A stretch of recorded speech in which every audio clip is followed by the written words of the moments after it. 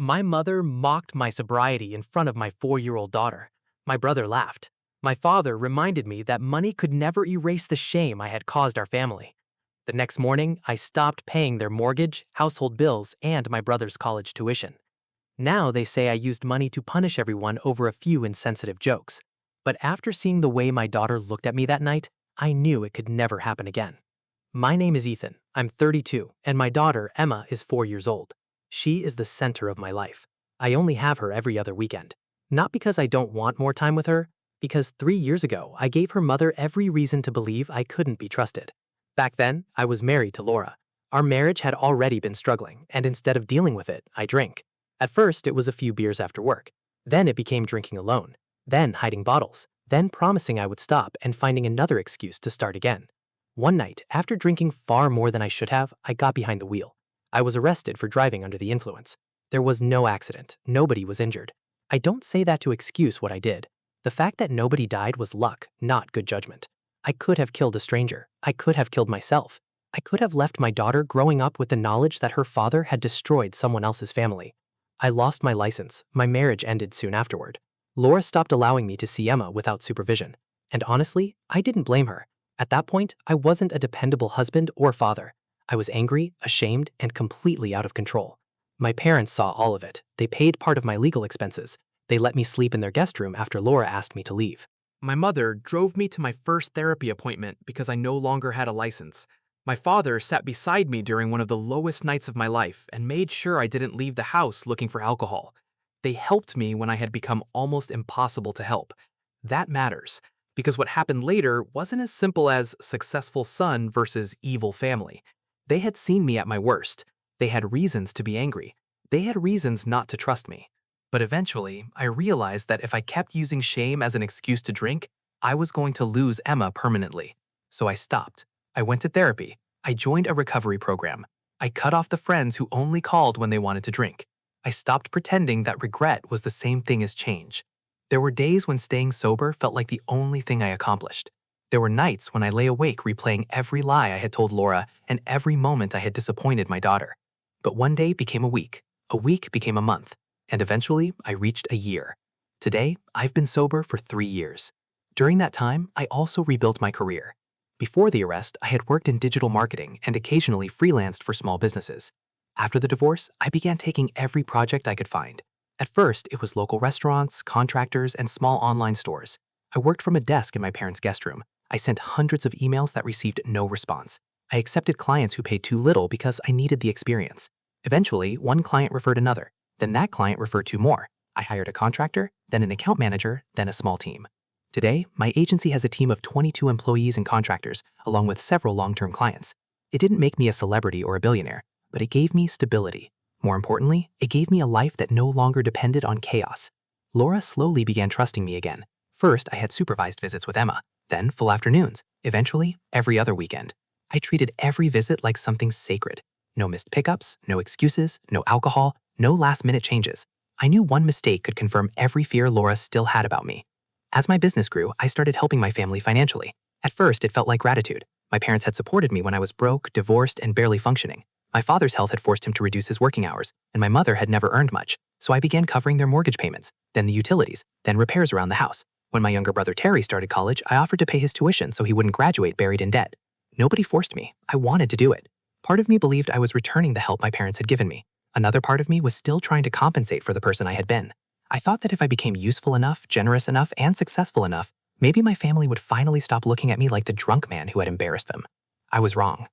A few months ago, Laura allowed Emma to attend a family dinner with me at my parents' house. It was the first large family gathering she had attended with me since the divorce. I was nervous. Not because I expected anything terrible, because I wanted everything to go perfectly.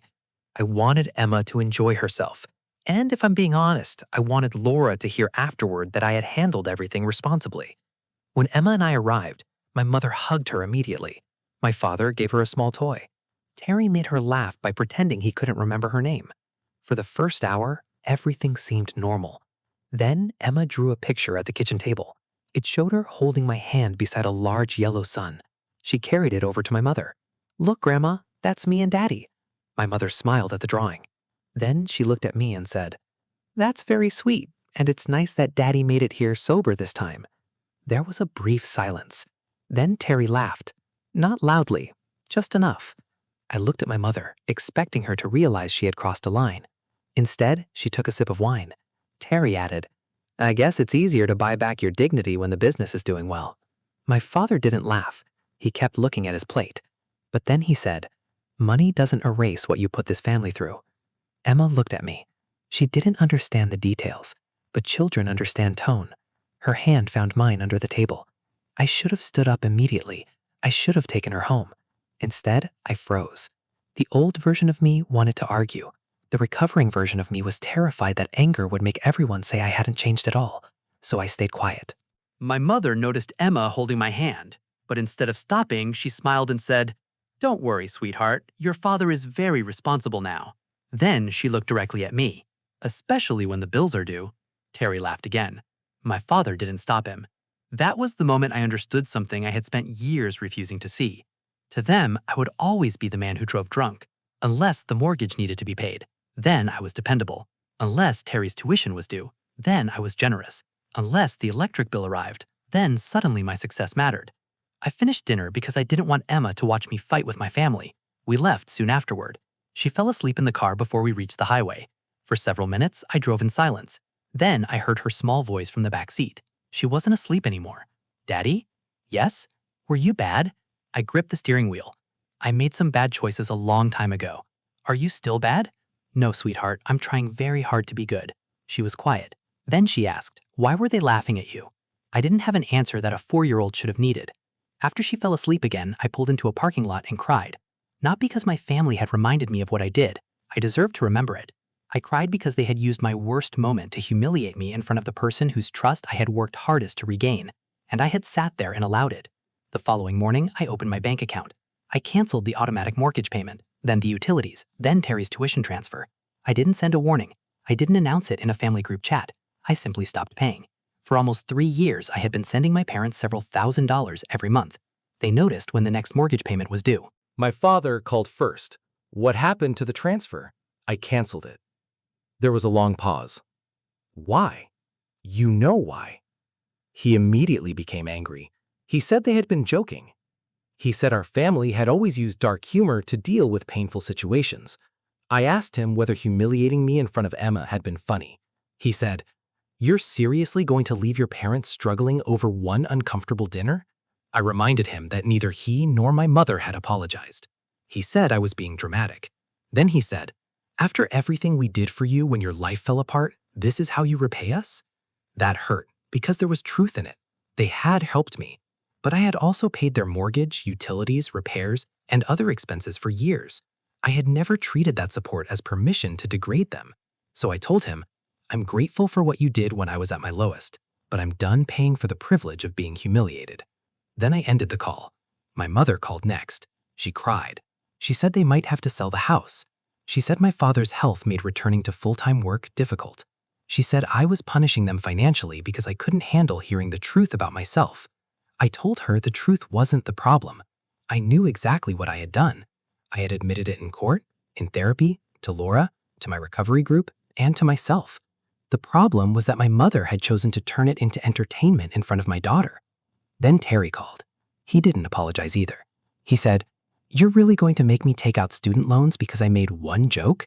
I told him he was 20 years old enough to understand that the person paying his tuition deserved basic respect. He accused me of controlling the family with money. He said I had offered to help and was now using that help as leverage whenever someone upset me. That accusation stayed with me because I had not given them a warning. I had not said, if you disrespect me again, I'll stop paying. I simply removed the money after they hurt me. Maybe that was a punishment. Maybe part of me wanted them to feel the same sudden loss of security I had felt at that dinner. Laura found out several days later.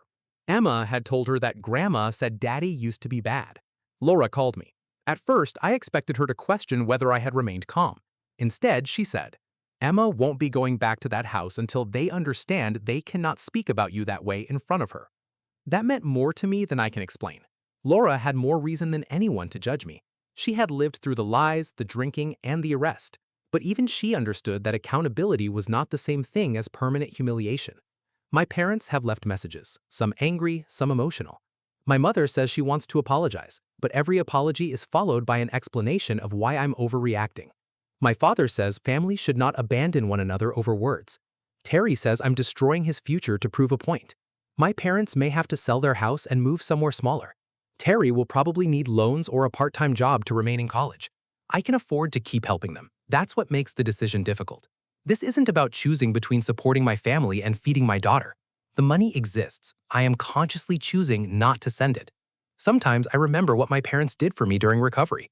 I remember my mother driving me to therapy. I remember my father sitting awake with me when I was afraid I would relapse. And I wonder whether one cruel dinner should erase all of that.